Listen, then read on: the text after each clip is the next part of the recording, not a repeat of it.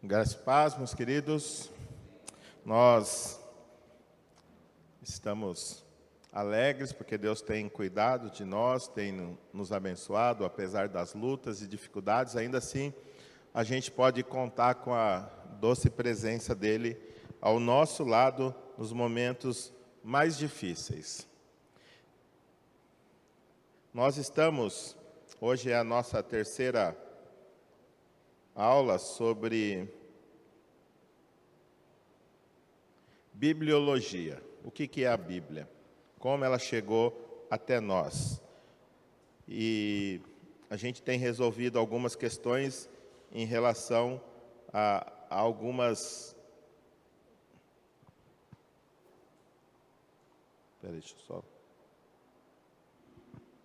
Em algumas dificuldades que as pessoas encontram em relação à palavra de Deus, porque às vezes fica difícil saber como ela chegou até nós.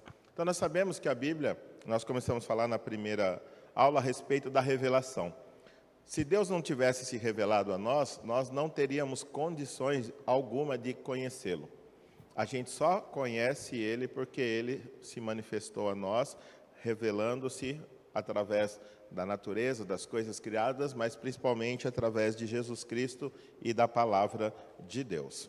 Aí, ponto. Ele se revelou através de Jesus e através da palavra. Aí vem as questões. Mas como que essa Bíblia chegou até nós? Como esses livros que a Bíblia contém chegaram até nós? Não foram homens que escreveram? Sim, foram homens, mas a gente viu que tinha uma peculiaridade.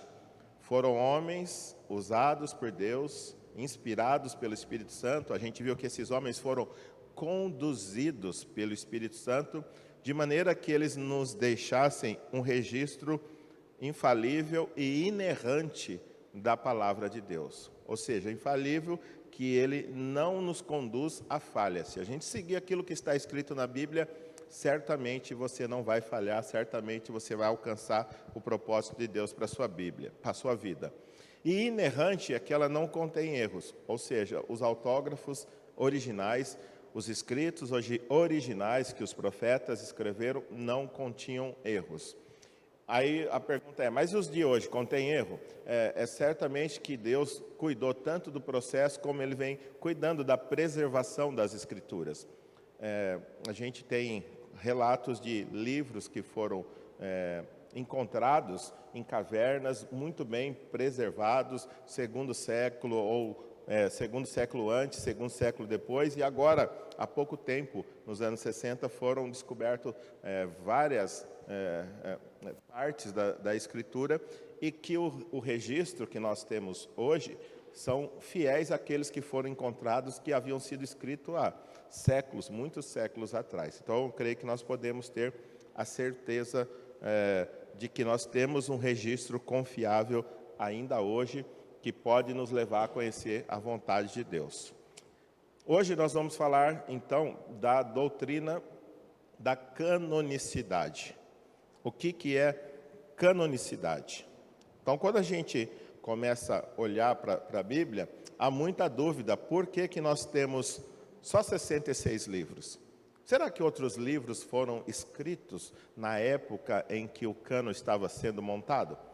Certamente, havia muitos outros livros que foram estudados, analisados, e esse processo de canonização reconheceu que apenas os 66 que nós temos são livros canônicos.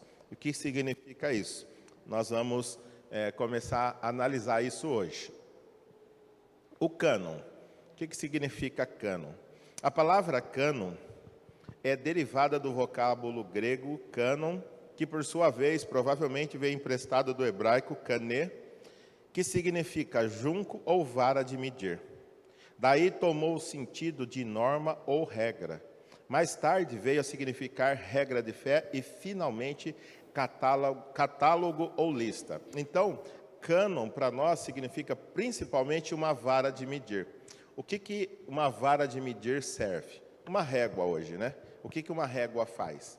Você quer vai comprar tecido, lá o rapaz tem uma vara de medir, então você quer 1 metro. O padrão é a vara que ele tem, que seria o cânon. Aquela vara é o que nos conduz a fim de que a gente possa ter uma medida confiável. Então a palavra cânon, para a palavra de Deus, significa isso. Ela é o padrão, ela é o material que a gente usa para nos conduzir, para criar as nossas doutrinas, para conhecer a Deus, para conhecer a vontade dEle para nós. Essa palavra está escrita ali, em Gálatas 6,16. Paulo ele diz assim aos Gálatas: paz e misericórdia estejam sobre todos os que andam conforme essa regra, ou conforme esse padrão, ou conforme essa forma de nos conduzir. E também sobre o Israel de Deus. Então, se você gostaria de ter paz e misericórdia sobre a sua vida, ande debaixo dessa regra. Se você olhar, a maioria das dificuldades que você enfrenta, ou é porque você saiu de debaixo dessa regra, ou alguém saiu debaixo da regra e está te prejudicando. Nunca alguém pode desfrutar paz e misericórdia sem andar debaixo dessa vara de medir que é a palavra de Deus. Mas antes de continuar, a gente tem que fazer algumas considerações fundamentais. A Bíblia autentica a si mesmo. Os concílios eclesiásticos só reconheceram, não atribuíram a autoridade inerente aos próprios livros. A maior dificuldade é assim: nós temos 66 livros. Ok. Quem decidiu isso? Quem vocês acham que decidiu que nós deveríamos ter 66 livros apenas? Foi o concílio? Oi? Foi o próprio Deus. Por quê? O concílio, ele não determinou que o livro fosse inspirado. Eles apenas reconheceram ou autenticaram. Havia dezenas de outros livros. E os concílios apenas analisavam, oravam, liam, reliam. E ao observar o material que o livro tinha para oferecer, eles reconheciam: esse livro tem evidência de que foi inspirado por Deus. Esse livro dá provas internas de que ele foi inspirado. Esse livro teve a influência ou foi escrito por alguém que andou com Jesus. Então, os concílios, eles não foram eles quem tornou o livro canônico. Apenas eles analisando, eles perceberam que aqueles 66 livros possuíam canonicidade. Quando um livro possui canonicidade, ou seja, está dentro do cânon para ser a nossa regra de fé. E essa é a pergunta mais importante. Quando é que um livro possui canonicidade? Quando ele foi inspirado por Deus. Então, quem determina que ele deve estar aqui não é o homem, não foi o concílio, mas foi uma análise que percebeu que aquele livro foi inspirado por Deus. Então, por isso que ele está dentro dos 66. E os demais? Os demais não davam essas evidências. Por isso que não estão aqui. A gente entende também que Deus guiou os concílios de modo que o cânon fosse reconhecido. Ele não foi formado, mas ele só foi reconhecido. Os livros inspirados já estavam à disposição, mas houve um estudo minucioso a fim de reconhecer quais deles eram inspirados e quais não. Por exemplo, o cânon do Antigo Testamento. O cânon do Antigo Testamento, nunca houve dúvida, nunca houve dificuldade para a igreja cristã. Até mesmo porque, na época de Jesus, já se tinha fechado os 39 livros do Antigo Testamento. Não tinha dúvida que esses 39 eram chamados de escrituras e eram reconhecidos como livros inspirados, aonde estava a vontade de Deus. Então, nunca se teve dificuldade em reconhecer os 39 livros. Por exemplo, quando Moisés deixou a Torá. O que era a Torá ou o Pentateuco? Os 5 primeiros livros, né? Os 5 primeiros livros, não teve dúvida que Moisés deixou, e Josué, e Samuel. Então, esses livros, eles já eram reconhecidíssimos pelo povo de Israel, que eles eram livros sagrados, eles eram livros que pertenciam àquele chamado grupo de livros que pertencem às Escrituras ou à Palavra de Deus.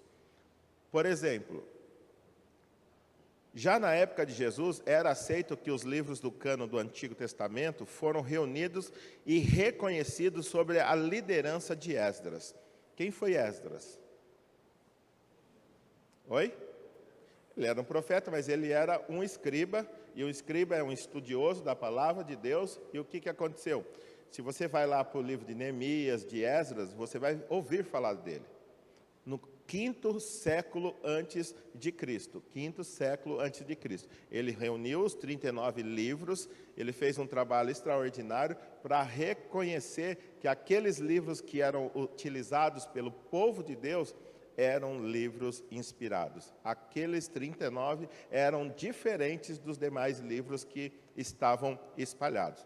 Então, quando chegou a época de Jesus e que ele falava a respeito das Escrituras, ele estava se referindo a esses 39 livros que desde o 5º século antes dele já tinham sido selecionados por Esdras e reconhecidos pela nação de Israel como sendo livros canônicos. Então, a questão é assim, não era qualquer tipo de livro. Eram livros que foram escritos por pessoas que eram reconhecidos como profetas de Deus. Eram livros que foi aceito grandemente entre a comunidade judaica. E eram livros que tinham conteúdo diferente dos demais livros que haviam na época. Então, foi um trabalho extraordinário de Esdras e sempre foi reconhecido. Não houve dúvida a respeito desses livros. É certo que alguns livros trouxeram assim uma certa dificuldades. Quais livros você pode achar que houve dificuldade no Antigo Testamento para serem aceitos? Esdras fez tranquilamente, e com o passar do tempo, alguns livros eram questionados, mas com o passar do tempo eles eram reconhecidos mesmo como sendo canônicos. Você consegue pensar em algum livro que possa ter trazido dificuldade? Esther, qual é a dificuldade de Esther? Não menciona Deus uma vez só. Não tem o nome de Deus no livro de Esther. Então, como que um livro pode ser chamado canônico se não menciona uma vez? Mas quando você olha a história de Esther, que história extraordinária do livramento que Deus deu para a nação. A gente não fala de Deus, mas a gente vê coisas impossíveis humanamente acontecendo. Uma moça judia, pobre, do nada ser escolhida para ser rainha da Pérsia. Não se entende por quê. Com o passar do tempo, um inimigo do povo judeu arma uma cilada para destruir toda a nação de Israel. E quem intercedeu? A rainha Esther. A rainha Esther. E o próprio Mardoqueu, o primo dela, né, que orientou ela, que criou ela, porque ela era órfã, quando ela está sentada no trono e sai uma ordem para que os judeus fossem eliminados, ele chega para ela e fala assim, embora ele não fale de Deus, ele diz, será que não foi por uma oportunidade como essa que você foi colocada como rainha? Então, assim, não tinha outra explicação do que mostrar Deus dirigindo a história e preservando toda a nação de Israel. Outro livro, Cantares. Algumas pessoas leem Cantares e falam que é um livro pornográfico. Se você ler Cantares de Salomão, você vai ver ele fazendo uma declaração para sua esposa, e a sua esposa fazendo uma declaração para ele. E ele tem coisas lá que mostram que o sexo não foi o pecado de Adão e Eva, porque Deus já tinha dito para eles se multiplicarem e encherem a terra.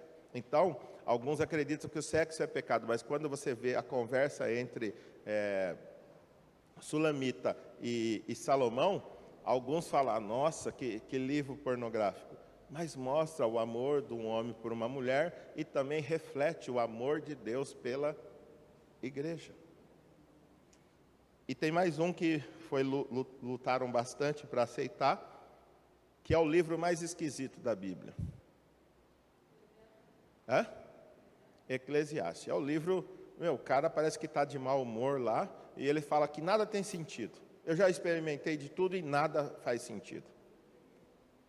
Mas só que tem uma frasezinha que coloca tudo debaixo da ordem, que diz assim: nada faz sentido onde? Debaixo do céu, ou debaixo do sol. Por quê? Quando a gente olha para a vida apenas da perspectiva terrena, tem coisa que não faz sentido. Como que pode ter um Deus justo e permitir que um Hitler faça o que fez? Como pode ter um Deus justo e permitir um 11 de setembro? Não faz sentido. Mas quando você sai debaixo do sol e olha para a perspectiva eterna, você vai ver que tem um Deus. Porque no final do livro ele acaba falando, a suma de tudo que eu falei é tema a Deus. Porque ele vai trazer você a juízo sobre todos os seus atos. Ele encerra falando. Mas durante o livro ele reclama, ele murmura, ele fala, nada faz sentido. Nada faz sentido. Então são 3 livros que foram questionados, mas com o passar do tempo entenderam que realmente ele mostrava o caminho e a direção de Deus para o seu povo. O Novo Testamento se refere ao Antigo Testamento como Escritura. A expressão de Jesus em Mateus 21, 42, equivalia a dizer hoje de Gênesis a Malaquias. Vamos ver o que Jesus diz ali, quando ele está conversando com o povo. Perguntou-lhe Jesus, nunca lestes nas Escrituras? Quando Jesus está falando nas Escrituras, ele está se referindo àquele conjunto de livro que vai de Gênesis até 2 Crônicas, que é a ordem que está ali na Bíblia hebraica. Para nós seria de Gênesis a Malaquias. E aí ele diz assim, a pedra que os construtores rejeitaram, essa veio a ser a pedra principal angular. Isso procede do Senhor e é maravilhoso aos nossos olhos. Então ele está falando a respeito dele mesmo, mas ele está dizendo que as Escrituras, o Antigo Testamento afirma isso. Tem pessoas que acreditam, e tem religiões que acreditam hoje, que para a igreja só vale o Novo Testamento. O que vocês acham dessa afirmação? Que o Antigo Testamento passou e não tem valor algum.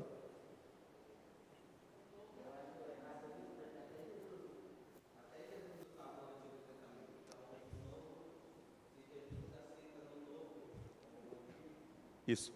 O Novo cita o Antigo, e aqui é Jesus falando dele mesmo. Então, o Antigo Testamento aponta para Jesus. O Novo é o cumprimento das promessas que tinham no Antigo. Então, os dois são complementares. Eles não se anulam, mas eles se complementam. E aqui Jesus está presente ali com os judeus, e ele está falando, a pedra que os construtores rejeitaram, veio a ser a pedra principal. Quem é a pedra principal? É ele mesmo. É ele mesmo. Então, assim, isso está escrito no Antigo Testamento, mas Jesus está se referindo ali no Novo, deixou registrado para nós o cumprimento do Antigo. Jesus também conversando com os fariseus e a liderança daquela época, ele diz assim, respondeu-lhes Jesus, errais não conhecendo as Escrituras, nem o poder de Deus. A maioria dos nossos erros em relação a Jesus, em relação à igreja, em relação à fé, em relação à vida, é porque a gente não conhece as Escrituras. Se conhecêssemos as Escrituras da forma como deveríamos, certamente muitos dos nossos erros seriam evitados. E também, o concílio de Jamnia, 90 depois de Cristo, foi uma reunião de rabinos que reconheceu os livros do Antigo Testamento, embora alguns tivessem questionado Esther, Eclesiastes e Cantares. A igreja cristã já havia começado, mas alguns rabinos começaram a discutir, e esse concílio demorou do século 70 até 100. Foram várias décadas estudando. Por isso que às vezes fala assim, mas como é que foi? Por que os homens? Não, homens sábios, estudiosos, com uma mente brilhante, eles se reuniam, pegavam texto após texto, iam estudando, analisando, e depois de um trabalho muito longo, eles mostravam, realmente, esses livros dão sinais de que foram inspirados por Deus. Agora a questão é, quais eram os princípios da canonicidade dos livros do Novo Testamento? Vocês entenderam que o Antigo Testamento não tinha dúvida, porque há muitos séculos antes de Cristo, ou pelo menos 4, 5 séculos antes de Cristo, os 39 livros eles eram reconhecidos pela comunidade judia de que eles eram inspirados. E isso já tinha fechado no século V antes de Cristo por Esdras. Então não teve dúvida quanto ao Antigo Testamento. Quando Jesus falava das Escrituras e lá no templo ele lia, ele já sabia que era aquele conjunto de 39 livros. Agora o Novo Testamento. O Novo Testamento já foi de uma outra maneira. Por quê? Porque a igreja tinha acabado de ser formada ali no dia de Pentecoste e tinha muitos escritos. A grande dificuldade também é que tinha os pseudoepígrafos, ou seja, o que significa isso? Livros que tinham falsa assinatura. Eu escrevia algo e queria ter o valor, ou a autoridade que Paulo ou Pedro tinha. Então, eu escrevia e assinava como Pedro, ou Tiago, ou Judas. E aí, quando eram estudados esses livros, eles não tinham consistência em relação aos outros 27 que foram reconhecidos como escrituras sagradas. Então, alguns princípios foram utilizados. Primeiro, o livro do Novo Testamento tem apostolicidade, ou seja, o livro foi escrito ou influenciado por um apóstolo. Então, a questão é, quem foi Marcos? O João Marcos, que escreveu o Evangelho de Marcos. Ele era apóstolo? Mas por que o livro dele está aqui? Porque ele era parente de Pedro. Ele foi influenciado por Pedro. Ele tinha contato com Pedro. Lucas era um dos apóstolos. Por que ele tem um evangelho? Porque ele andou com Paulo. Se você vai lá para o livro de Atos, você vai ver que às vezes ele escreve falando, nós então desembarcamos, ou nós embarcamos, e nós paramos, nós pernoitamos, nós quem? Ele está falando a respeito de Paulo, mas ele está junto com Paulo. Ele está caminhando, ele está escrevendo a história, mas ele está junto de Paulo. Então, oi? Lucas era médico, se você vê o evangelho dele, você vai notar que ele dá muitos detalhes e muita atenção para as curas. Então, quando tinha uma cura, acho que ele é o único que fala daquela mulher que tinha hidropsia. Ele falava os termos médicos. Os outros falavam assim, uma mulher que saía água da pele. Ele não, ele falava hidropsia, ele usava o termo médico. Então ele era alguém muito capaz e parece que ele foi contratado por alguém de grana para escrever um relato. Se você ler a introdução de Lucas e a introdução de Atos, ele está conversando com um tal de Teófilo. Quem é esse Teófilo? Pode ser que fosse um homem abastado que contratou ele para ir investigar, escrever e trazer um relato. E aí a gente entende, conforme esses critérios de apostolicidade, que Lucas foi conduzido pelo Espírito Santo, inspirado, a fim de trazer um registro para Teófilo, e que hoje nós podemos usar para saber coisas a respeito de Jesus, E se Lucas não tivesse escrito o livro dele, qual era a nossa dificuldade?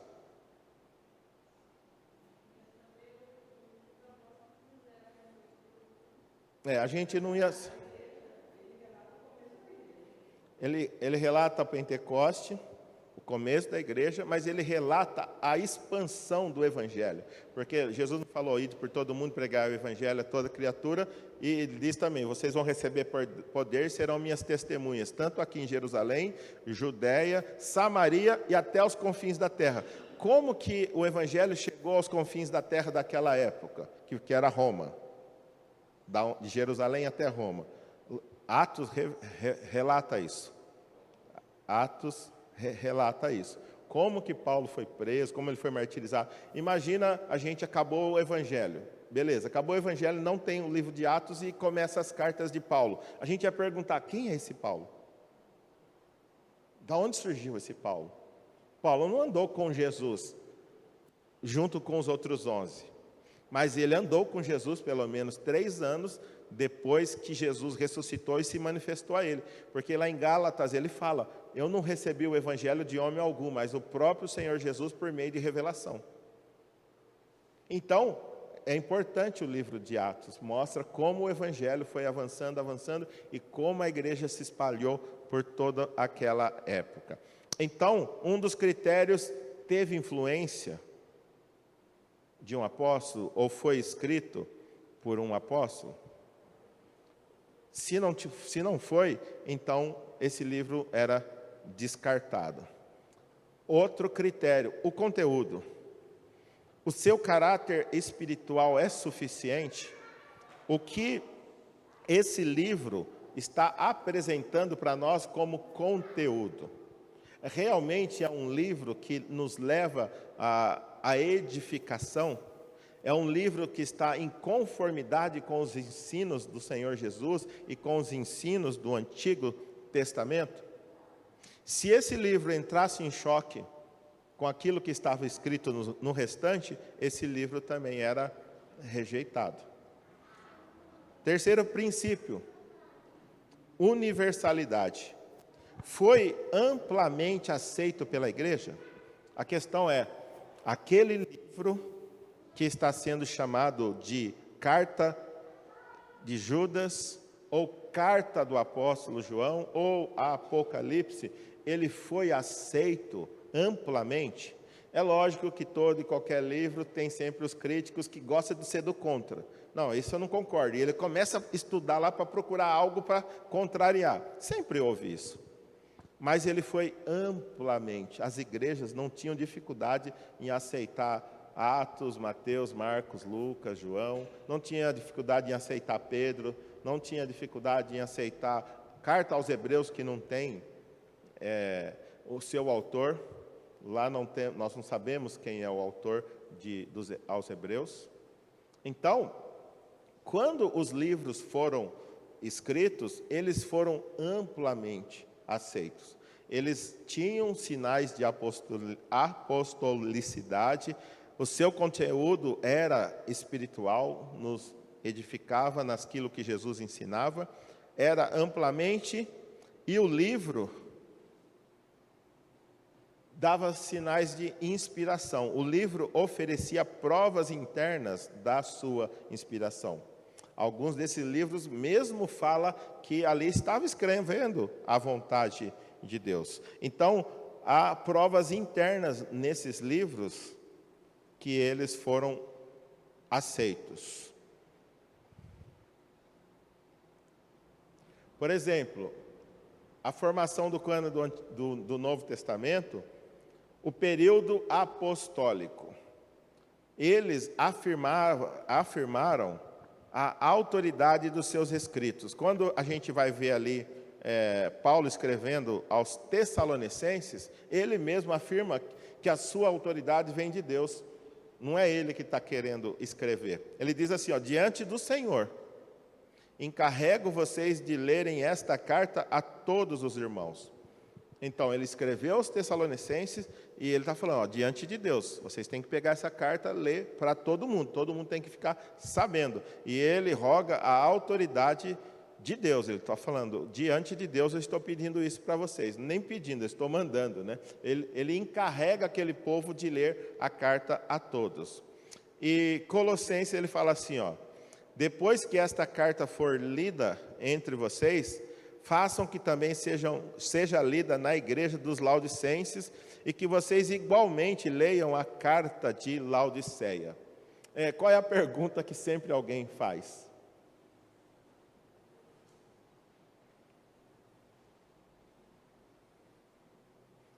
Quando lê esse versículo. Leia, preste atenção nele. Tem uma pergunta que quase todo mundo faz quando está estudando canonicidade.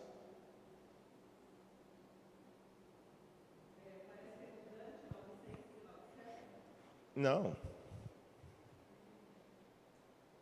Ele está falando assim, ó: pega essa carta, Colossenses, e leia. Depois que vocês lerem, manda para Laodiceia. Depois vocês também têm que ler a carta de Laodiceia. A pergunta é: cadê a carta de Laodiceia? Por que ela não está na Bíblia?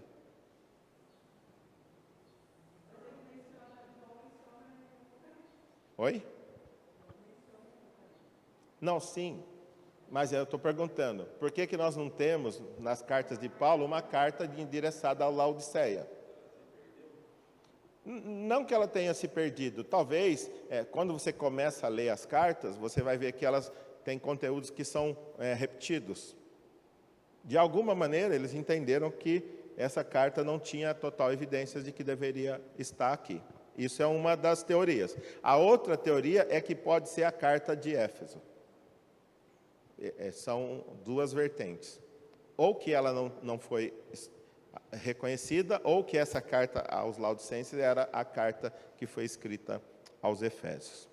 Ok? Outra coisa, a gente viu no período apostólico, os próprios apóstolos que rogavam para si a autoridade apostólica. Mas depois do período apostólico, todos os livros foram reconhecidos, exceto Hebreus, Pedro, 2ª e 3ª João. Houve uma discussão, uns queriam, outros não queriam, porque eles falavam coisas às vezes que eram duras. Por exemplo, 2ª e 3ª João está falando assim, ó: se alguém vem estar contigo e não traz essa doutrina, nem receba. Ah, mas Jesus recebe todo mundo, como é que é? Não, a Bíblia está falando, se alguém vem falar, se entrar alguém aqui para ensinar coisas que não condiz com o Evangelho, não é nem para a gente saudar essa pessoa. A Bíblia está dizendo isso, né? Então foi meio, mas João, e entenda, quem que escreveu João? Foi o apóstolo do amor, aquele que era o filho do trovão, que dizia assim, eles iam entrar numa cidade, a cidade rejeitou, o que eles falaram? Tiago, João: Senhor, o senhor quer que a gente rogue para Deus mandar fogo e destruir tudo? Esse era o João no começo da sua vida. Mas no final ele acabou sendo transformado por Deus e reconhecido como o apóstolo do amor. Então, um cara que foi moldado por Deus. E ele escreve coisas para preservar a igreja. E às vezes as pessoas questionam, mas sim, ele escreveu por causa do perigo das heresias. As heresias destroem as igrejas, arrebentam com as igrejas. Oi?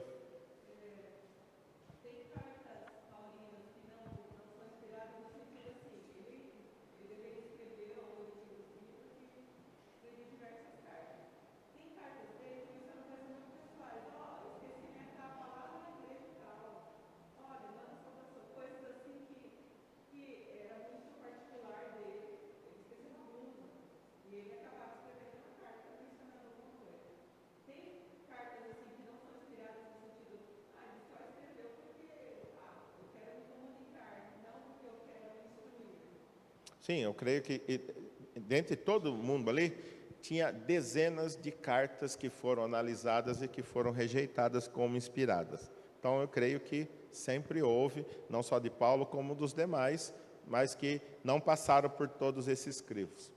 Então sempre teve muitos. Se você entrar ali na Wikipedia ali, você vai colocar cânon, eu coloquei ontem à noite, aparece dezenas, mas dezenas de livros, e aí em cima está escrito a igreja apostólica, a igreja pós-apostólica, a igreja católica, os protestantes, e vai ter um monte de grupos, e embaixo está escrito a fileira à direita, à esquerda está escrito o nome dos livros: Macabeu, Judite, outras cartas de Pedro, de Tomé, de Bartolomeu, tem um monte.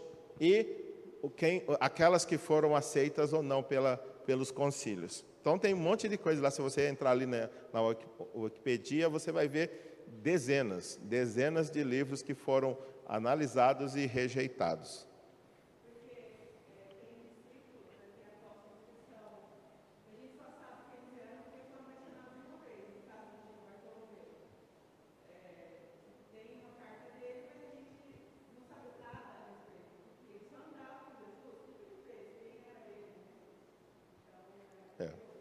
Certamente ele levou o Evangelho para algum lugar, mas eu creio que Deus conduziu para que focasse como o livro chegou nos confins da terra. E a Bíblia foca mais em Paulo e em Pedro, um que foi para os judeus e outro que foi para os gentios. Lembra quando diz ali, finalzinho de João, acho que capítulo 20, 30, 31, ele diz assim, Jesus realizou muitos outros milagres. Mas se todos eles fossem registrados, não teria espaço para os livros. Então a questão é, muitas das coisas que aconteceu, coisas reais, não estão escritas. Porque imagina o tamanho da Bíblia, se fosse registrar tudo. João está dizendo que não caberia aqui dentro dessa sala, não caberia, não teria espaço. Imagina para a gente analisar. Então, assim, qual é o propósito da Bíblia? Relatar tudo o que aconteceu? Ou é apenas um meio para Deus se revelar a nós de maneira ordeira, a fim de que a gente conheça a vontade dEle e possa ter um relacionamento correto com Ele? É só isso. A Bíblia não é exaustiva e trata de, ou melhor, não é exaustiva no sentido assim de tudo que foi escrito pelos apóstolos está nela. Não. Foi selecionado o material para cumprir o propósito de Deus, que era levar o homem a conhecer a sua vontade e a salvação. Esse é o propósito. Então, as demais coisas que não estão aqui é porque ou não contribuíam ou porque talvez eram repetidas. Mas tudo o que é necessário que eu e você saibamos a respeito de Deus, os 66 livros contêm. Tudo, não falta nada para que o homem conheça a vontade de Deus, como diz ali 2 Timóteo 3,16, que toda a Escritura inspirada por Deus é boa para correção, edificação, repreensão, a fim de que o homem de Deus seja habilitado para toda boa obra. Então, toda boa obra que o homem precisa, os 66 livros contêm informações para direcionar os homens. Então, não era necessário que tivéssemos todos os escritos que foram produzidos naquela época, porque seria difícil carregar. Então, alguns livros ali pós-apostólicos foram questionados, Hebreus, principalmente porque nem se sabe quem é o autor, mas as coisas que foram escritas e a forma como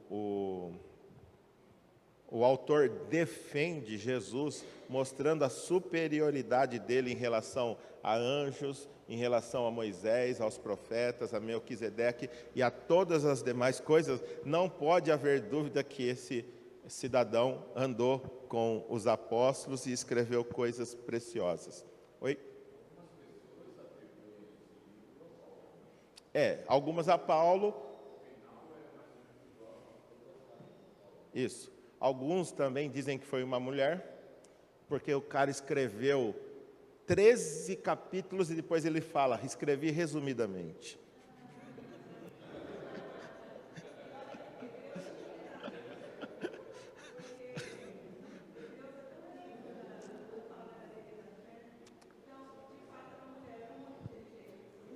Então, se eu fosse escolher um autor, a gente teve que fazer um trabalho no seminário. Quem é o autor de Hebreus? A maioria chega que é Paulo, mas quando você vai ali em Atos capítulo 19, você vai ver que apresenta para a gente um tal de Apolo, um homem letrado e versado no Antigo Testamento. Pode ser que tenha sido Apolo. Mas por que que não foi aceito? Por que que não está assinado? Talvez para evitar rejeição. Talvez para evitar rejeição. Oi?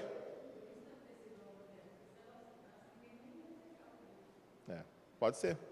Então, pode ter sido uma mulher, pode ter sido Apolo, pode ter sido qualquer um. Mas o certo é, Deus deixou ali 100 para evitar preconceitos. Para evitar preconceito. Então, nós não sabemos quem escreveu o livro de Hebreus. Mas é um livro extraordinário, que defende Jesus de uma forma como poucos.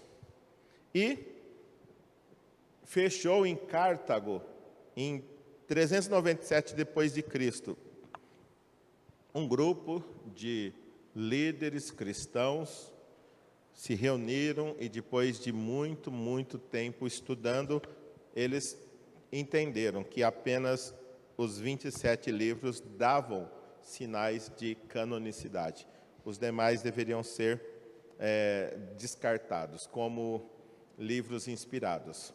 A gente tem que entender que tem livros também que contam história, apenas contam história.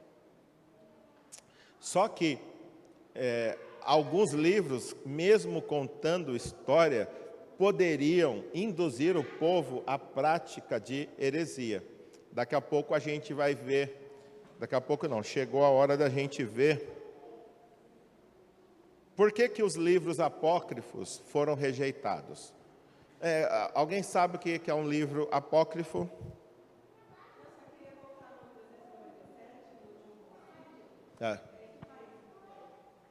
Cartago, na cidade de Cartago.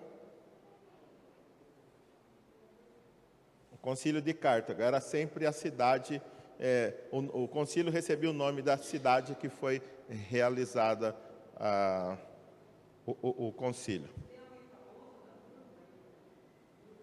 Não conheço, mas eu sei que eram as maiores cabeças. Se fosse hoje, vamos fazer uma análise, eles iam pegar o Franklin, se fosse só no Brasil, né? Ia pegar o Jonas Madureira, ia pegar os melhores, como a gente teve ali a declaração de Cambridge, que é uma declaração nova, que pegou só os caras mais cabeça da época, da nossa época, e fizeram uma declaração doutrinária extraordinária. Então, assim, não foi no quintal da casa de alguém. Foi algo que foi muito sério e que iam representantes de todos os países que tinham igrejas cristãs, eles mandavam o seu melhor para lá, eles se unirem, estudarem, analisarem e darem uma resposta para o mundo. Não foi só para o interesse de meia dúzia. Foram representantes do mundo inteiro, do mundo conhecido da época, né? Não sei se oi? Tunísia? Na Tunísia. A África produziu os dos maiores cabeças da época apostólica e pós-apostólica estão ali na África. Alexandria, no Egito, e muitos outros estão ali. Vamos pensar agora na questão, a rejeição dos apócrifos. O que significa um livro apócrifo? É um livro que, embora fosse aceito por um grupo, ele não tinha evidências de apostolicidade, não tinha evidências de que eram canônicos, não tinha evidências de que foram inspirados, e essas evidências são internas, evidências internas. A questão é, se você notar que em 1517, o que houve em 1517? A Reforma Protestante. E o que a Reforma Protestante fez? Ela apontou alguns erros que estavam havendo na igreja, que só tinha a Igreja Católica Apostólica Romana. Um grupo de pessoas começou a se levantar há séculos antes. John Huss, e Wycliffe e tantos outros começaram a falar, gente, isso aqui está errado. Gente, isso aqui está errado. John Huss, por apontar o erro, ele foi parar onde? Na fogueira. John Wycliffe, muitos que começaram a mostrar que a coisa estava errada, foram parar na fogueira. Só em 1517, que Martim Lutero, quando ele pregou na porta da igreja de Westminster, ele pregou suas 95 teses, apontando erros na doutrina e aquilo que a Bíblia dizia. Então ele condenou, por exemplo, indulgência. Até hoje tem as indulgências modernas, né? Que agora, infelizmente, a própria igreja evangélica tem as indulgências modernas, ou seja, se você der um dízimo, se você der as coisas, Deus... Não, isso não tem nada a ver. Para você ser salvo, você precisa se arrepender dos seus pecados e crer em Jesus. Mas a indulgência era a maior fonte de lucro da igreja daquela época de Martim Lutero. O que era uma indulgência? Era um título que garantia perdão a você ou a um ente querido seu que faleceu. Então, Tetzel, que era um representante de Roma, ele chegava nas cidades vendendo aqueles títulos. E as pessoas davam grandes quantias de dinheiro para receber 100 mil anos de perdão, não sei o que, e tirar alguém do purgatório. Então, Martim Lutero, ele estava em crise com a sua fé, foi mandado para estudar em Roma, e lá em Roma, estudando grego, hebraico, ele chegou em Romanos 1, 16, 17, e ele viu: o justo viverá pela fé, e não por dar dinheiro, e não por fazer boas obras, mas o justo viverá pela fé. Então ele entendeu que no Evangelho se revela o poder de Deus para a salvação de todo aquele que crê. No Evangelho se revela a justiça de Deus para a salvação de todo aquele que crê. Primeiramente do judeu, depois do grego, depois dos gentios, mas também o justo viverá pela fé. Quando isso explodiu na mente dele, ele entendeu que ele só precisava crer em Jesus. E ele não precisava pagar. Então começou uma luta. Tentaram matar ele, mas como ele era protegido pelo rei da Alemanha, ele não foi morto como Wycliffe, como John Huss. Porque ele tinha um rei que acreditava nele e que o protegeu. Por isso que deu certo a reforma protestante na Alemanha, e depois ela se espalhou para o mundo inteiro. Então, 1517. Esses livros apócrifos foram, acho que 1545 eles entraram para a Bíblia. Até antes de 1545, chamado Concílio de Trento, acho que na Itália, até antes disso, não tinha esses 7 livros que foram acrescentados, que são chamados de livros apócrifos. Essa é a chamada a Contra-Reforma. Por quê? Porque a Reforma destruiu todo aquele aparato religioso para se arrecadar fundos. Venda de relíquias, venda de indulgências, oração para mortos, missa de 7º dia, todas essas coisas eram um aparato que rendia muito, muito dinheiro. E a Reforma, voltando para as Escrituras, crendo em Jesus, isso foi o fim, estava ruindo. Então, em 1545, foi o contragolpe, a Contra-Reforma. Os 7 livros foram acrescentados para dar base a tudo aquilo que a Reforma estava condenando. E aí, o que aconteceu? Esses 7 livros foi escrito num período chamado período interbíblico. O que é o período interbíblico?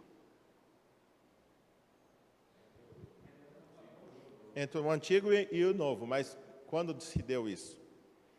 Quando Malaquias escreveu o seu último livro, houve 400 anos de silêncio. 400 anos sem Deus falar. Então, quando Malaquias fechou seu livro, houve o período interbíblico, 400 anos sem Deus falar. E Deus falou com quem depois? Qual foi o primeiro profeta depois do silêncio? João Batista. João Batista chegou anunciando o caminho do Senhor.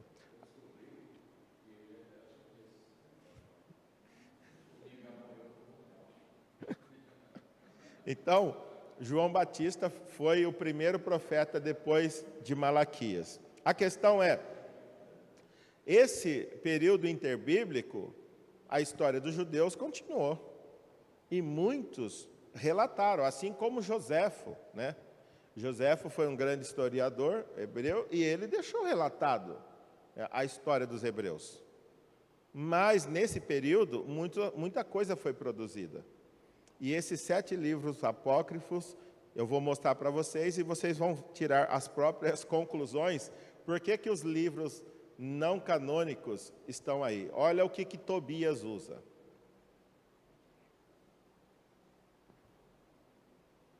Vamos ler Tobias? Diz assim: Tobias partiu, pois seguido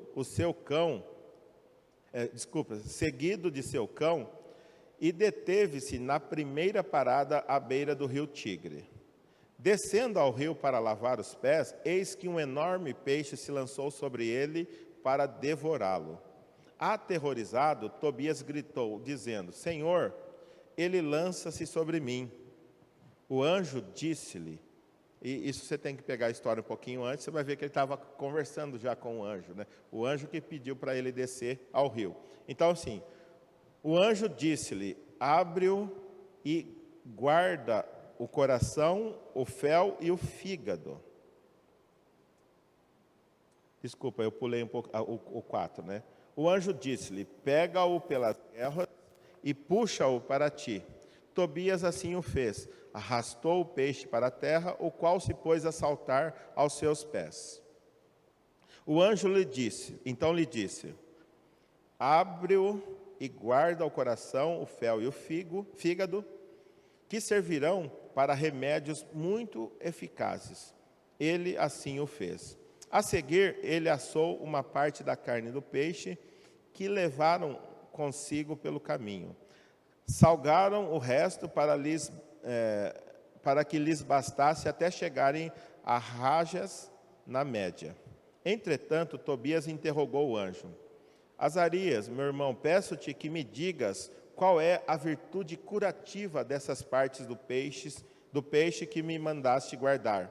O anjo respondeu-lhe: se puseres um pedaço do coração sobre as brasas, a sua fumaça expulsará toda espécie de mau espírito, tanto do homem quanto da mulher, e impedirá que ele volte de novo a elas. O que está ensinando aqui?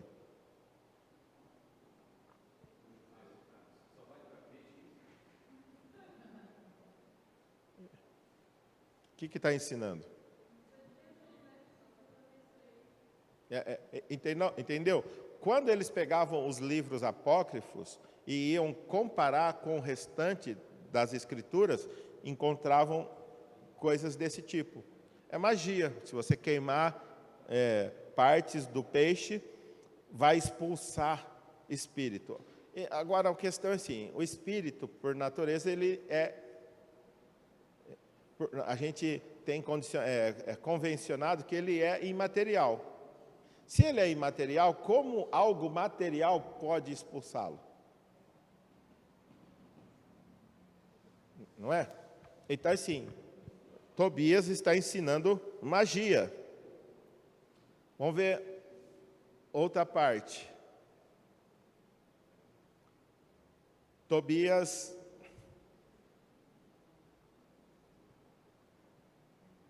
o perdão dos pecados por esmola. Não foi assim? Não foi isso que, como é que chama? A reforma protestante condenou?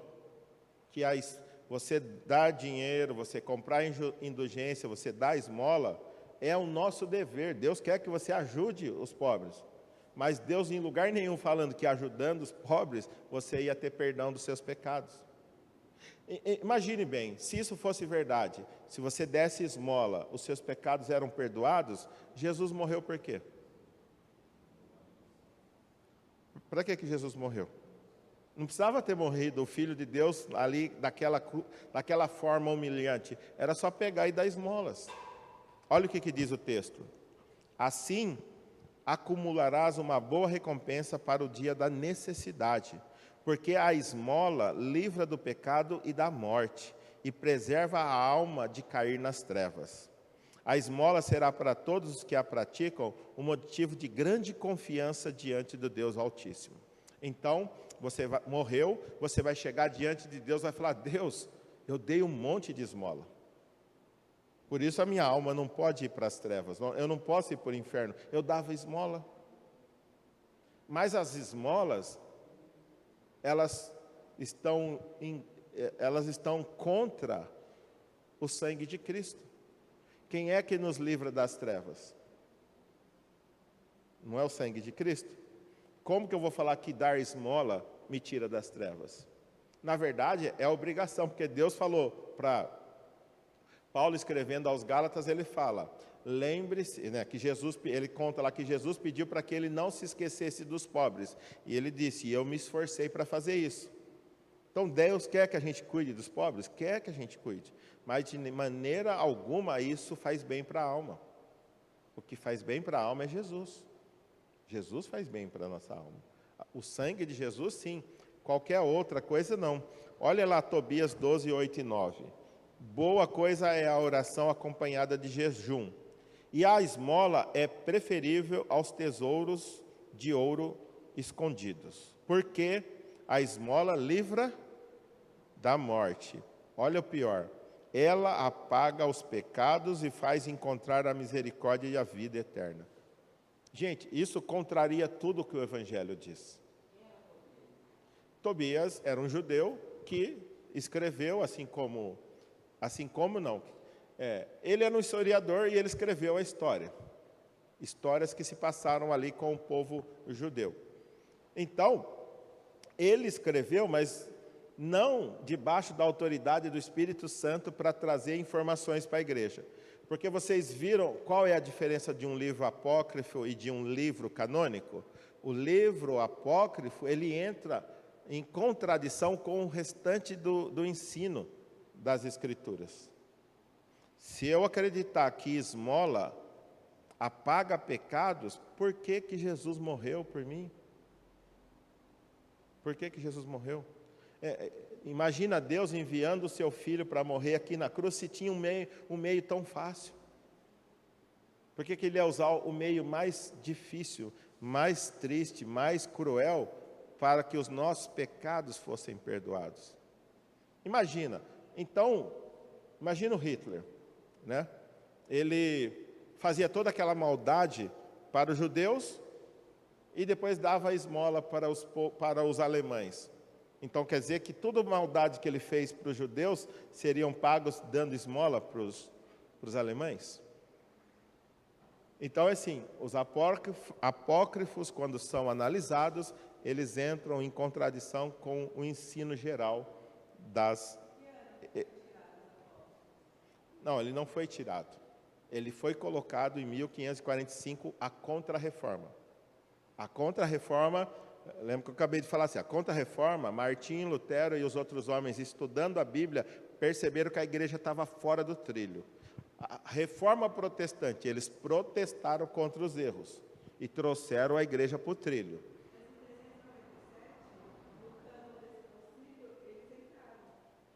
Não. Com 397, eles afirmaram que os 66 eram canônicos. Oi? 97, 397. Eles só afirmaram. Aí depende de onde você for procurar, você vai ter dezenas, 300, depende do interesse de quem escreveu.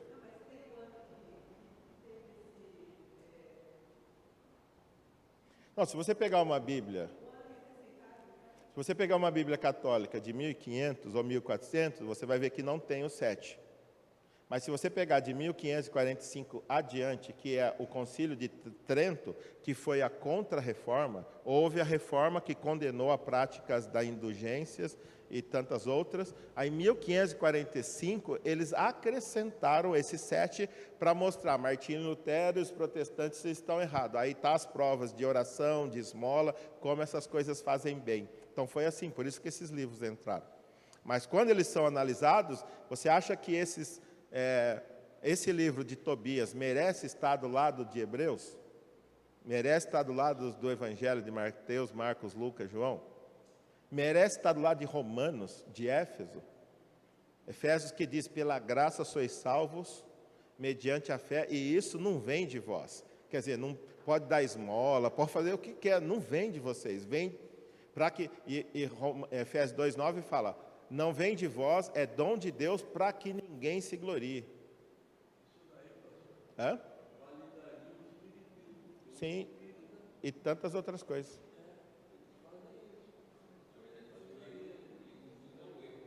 Isso.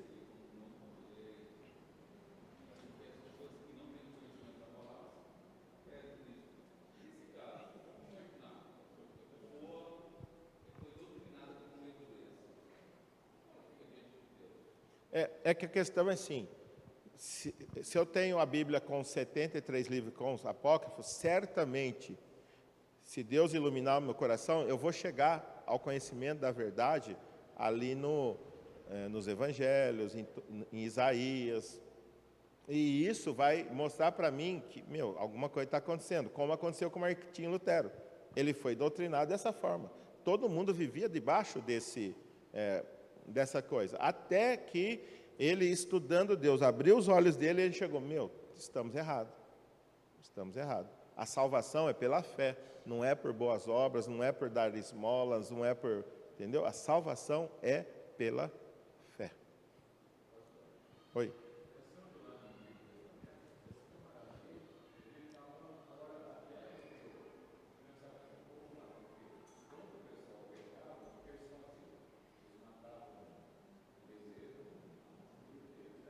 Sim. Sim. Sim. Aí você tem que lembrar, onde que foi escrito? Onde foi escrito esses livros? No período do silêncio. Por que Deus ficou em silêncio? Porque o povo estava tão longe, mas tão longe, mas tão longe de Deus, que nem fazia as coisas que o Antigo Testamento pedia. Então, você vê como é que ele estava longe. Como ele estava longe. Fazendo coisas que o Antigo Testamento condena. Então, e que batem de frente com o Novo Testamento. Hoje nós estamos precisando de uma nova reforma. Nós falamos que eles estavam errados, fizemos a reforma e hoje, sorrateiramente, nós voltamos a fazer os mesmos erros que eles faziam de maneira diferente. Como eu estava falando, as indulgências modernas. Você vem aqui hoje à noite, vai ter um vale de sal, aí você vai entrar e vem trazer a oferta e todos os seus males vão ser... É a mesma coisa, não é? É a mesma coisa.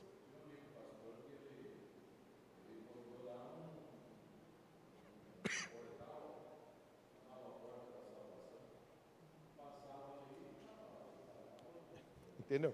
Hoje o que mais tem são igrejas voltando a práticas que a Bíblia condena e, na verdade, assim, essas igrejas não estão interessadas em pregar o verdadeiro evangelho, estão interessadas em tirar o dinheiro do povo. E aí inventa a porta da salvação, o vale do sal, o culto bem suado, né? É bem suado, porque eu vou vir de paletó hoje à noite, e a gente vai fazer o culto, no final você vai vestir o meu paletó e vai ficar bem suado, né? Não vai ficar abençoado, vai ficar bem suado. Porque assim, são coisas que, parece assim, mas eu já preguei para pessoas que diziam assim, mas só crê em Jesus? Eu não preciso. Aí eu mostrava para ela, veja se é só crer. Deus enviou o Filho, tirou ele da glória, né? Ele veio, morreu por nós, e hoje a pessoa fala, mas só Deus moeu o Filho dele na cruz, não é só. Ele já pagou o trabalho que você tinha que fazer, ele fez lá na cruz. Hoje a gente não precisa mais. Jesus já pagou os nossos pecados. Então quem crê nele, não precisa mais dar dinheiro, não precisa mais... fazer promessa, não precisa mais fazer boas obras. Entenda, tudo isso para alcançar a salvação. Mas é nosso papel sustentar a obra de Deus, é nosso papel ajudar os pobres, mas isso não te dá ponto. Isso já é obrigação, não te dá ponto. Não é uma troca com Deus. Mais um ali, ó. O livro de Macabeus, segundo livro de Macabeus. Em seguida, fez uma coleta, enviando a Jerusalém cerca de 10.000 dracmas, para que se oferecesse um sacrifício pelos pecados. Belo e santo modo de agir decorrente de sua crença na ressurreição. Porque se ele não julgasse que os mortos ressuscitariam, teria sido vão e supérfluo rezar por eles. Mas, se ele acreditava que uma bela recompensa aguarda os que morrem piedosamente, era esse um bom e religioso pensamento. Eis porque ele pediu um sacrifício expiatório para os mortos. Não, para que os mortos fossem livres de suas almas. Então, assim, oi? Não, desculpa, fossem livres de suas faltas. Então, a pessoa morreu, meu pai morreu, mas hoje eu vou fazer um sacrifício em dinheiro, vou oferecer algo, ou eu vou queimar um animal em sacrifício, e a alma dele, que poderia estar no inferno ou no purgatório, vai ser livre. Mas isso contraria. Deus disse que aquele que partiu com Cristo estaria com Cristo. Aquele que partisse sem Cristo estaria sem Cristo eternamente. A parábola do rico e do Lázaro demonstra isso. E que não tem como transitar de um lado para o outro.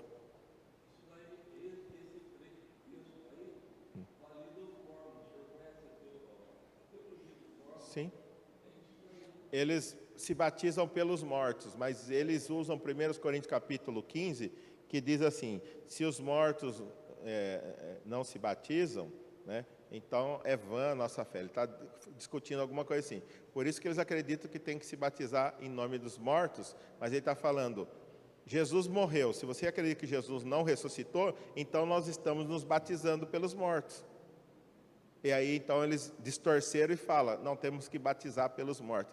Então, eu vou me batizar pelo meu pai, você vai se batizar por... Entendeu? E aí começa essa confusão. E a última aqui, ó.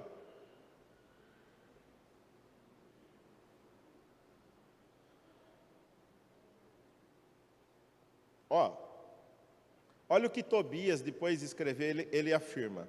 Lembra como que os profetas de Deus diziam? Assim diz o Senhor. E ele não quer nem saber o resultado. Deus mandou, azar, né? Ele falava. Olha o que Tobias diz.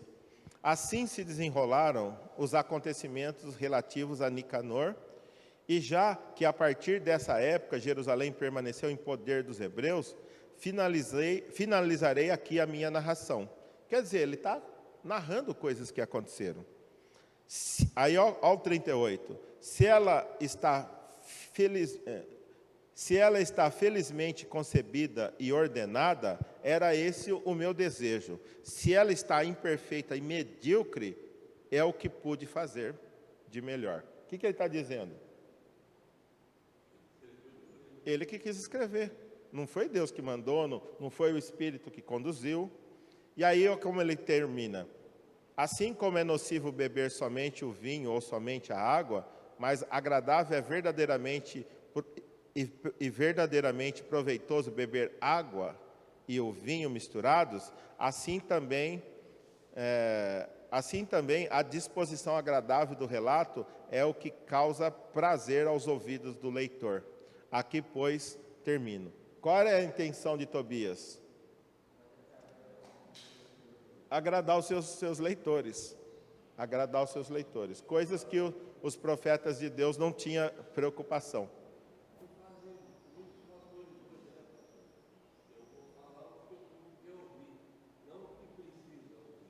Isso.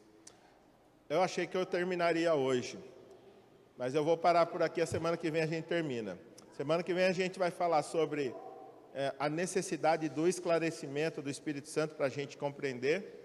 A gente vai ver também a respeito das divisões, como os livros e a Bíblia está dividida, quem dividiu em versículos, quem dividiu em capítulos, por que que está assim, tá bom? Então, semana que vem a gente continua. Vamos orar? Pai, eu quero te agradecer, porque debaixo da tua graça nós estamos podendo estudar a origem da tua santa palavra. E eu peço que, em nome de Jesus, o Senhor tire toda e qualquer venda dos nossos olhos, a fim de que nós possamos contemplar a maravilha da tua palavra. Tira, Pai querido, qualquer dúvida, qualquer preconceito, que o Teu Santo Espírito esteja dirigindo os nossos corações, a fim de que a gente compreenda, ame e leia e estude a Tua Palavra até os fins dos nossos dias aqui. Em nome de Jesus, Pai. Amém. Deus abençoe, meus queridos.